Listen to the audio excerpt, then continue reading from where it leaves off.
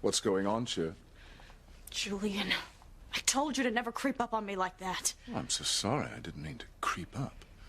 What has you in a tizzy today? You know I hate being in this room. It brings back bad memories. I told you to forget about that night, damn it, to stop bringing it up. But you're determined to go against everything I say, aren't you? I can't help You it. humiliated me when you sided with the police chief when I told him to fire Luis. Now you're carrying on about this story again. I don't want to hear it. Not ever again. Just drop it. Drop it? How can I forget about a corpse lying under a bloody sheet right here in this room? How can I forget my own hands covered in blood? It's easy. It never happened. It never happened. I remember exactly what happened that night. I know what I saw. And I know what I did. You can't make something go away just because you wanted to, Julian. I remember exactly what happened that night. I know what I saw, and I know what I did. Come on, Sheridan. This farce has gone far enough. Farce? Now, your ridiculous memories of what happened that night. The truth is, nothing happened.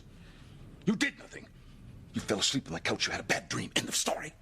I can't believe I'm hearing this. Father and I heard you screaming. We came running in here. You were screaming some crazy story about a dead body. But that's all it was. A story.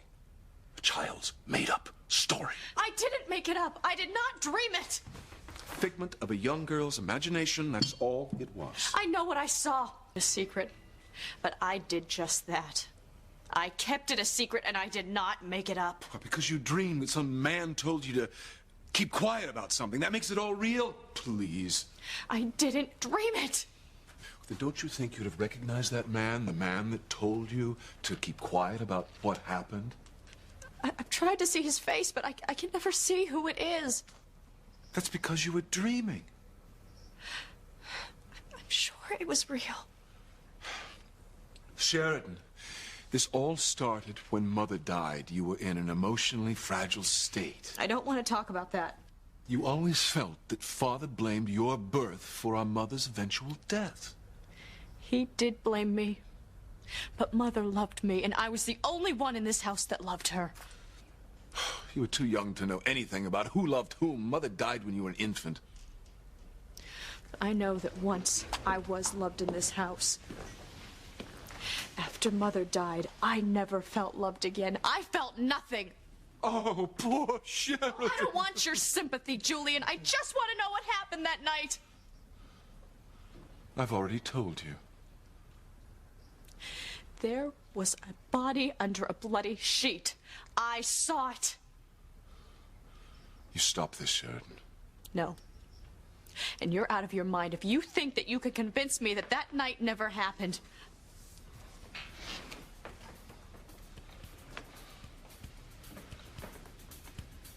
I'm not out of my mind, Sheridan, but it's very possible that you are. Now you're trying to convince me that I'm out of my mind? You'll go to any lengths to convince me that that night never happened. Why? Because it never happened. But that's just not true. You know, I'm not the only one who thinks that you have a tenuous hold on reality. Father has expressed concern on numerous occasions. Father. I don't believe you. Yes, Father is quite concerned. He was sure you were out of your mind when you were raving about a dead body in this room that night.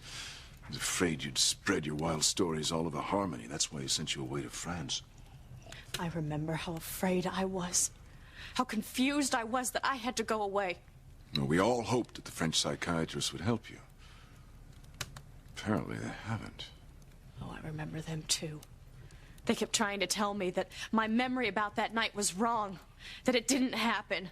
And they were right. God, makes me just furious when I think of all those years with all those doctors and you still cling to that ridiculous story of yours. Well, if it's just a story, then why didn't you tell Ethan that there was never a body under a bloody sheet? Because I only found out recently that Ethan even knew your story. We didn't want him to think of his aunt as a raving lunatic. Better to have him think there was a corpse in this room than a crane in the asylum. I am not insane, Julian. You'd like me to think that I am, but I saw what happened. I did not make the events of that night up. You're afraid, aren't you? Me? Afraid of what? Afraid that I'll find out the truth. You started worrying when I told you I was going to get to the truth, didn't you? There's no truth, Sheridan. The family's worried about you. You have to admit you've been behaving in a rather bizarre manner lately. Bizarre? What are you talking about? Well, throwing pies at a police officer on a public street, you don't call that strange, at least? Julian, it was Halloween.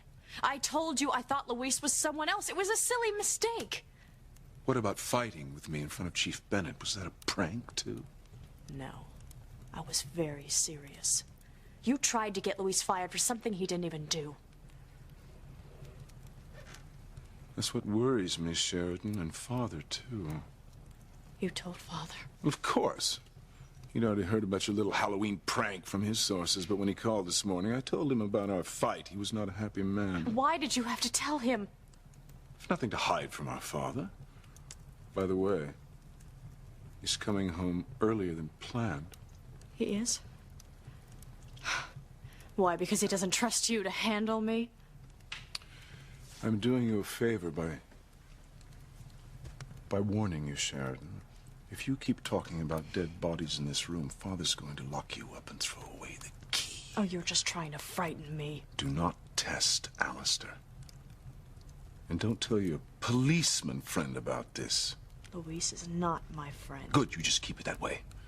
Because if you get the police involved... Why are you worried if that night never happened? We don't want people speculating about the family, but if you do anything to cause police involvement, Father will not step in and save you. Not this time.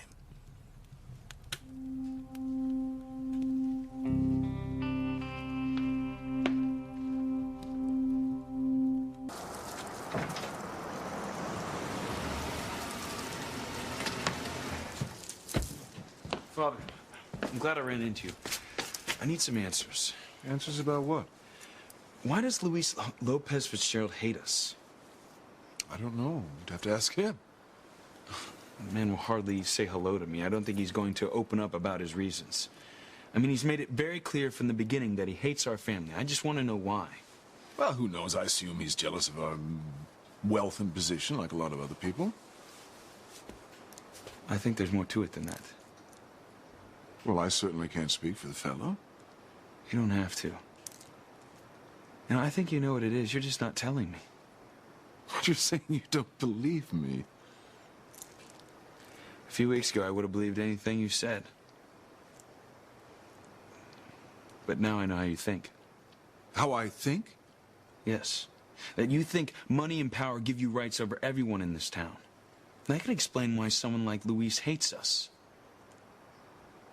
Yeah, but if you're not going to help me find the answers, I'll find them myself. Pray you don't find the answers, Ethan. You may not like them.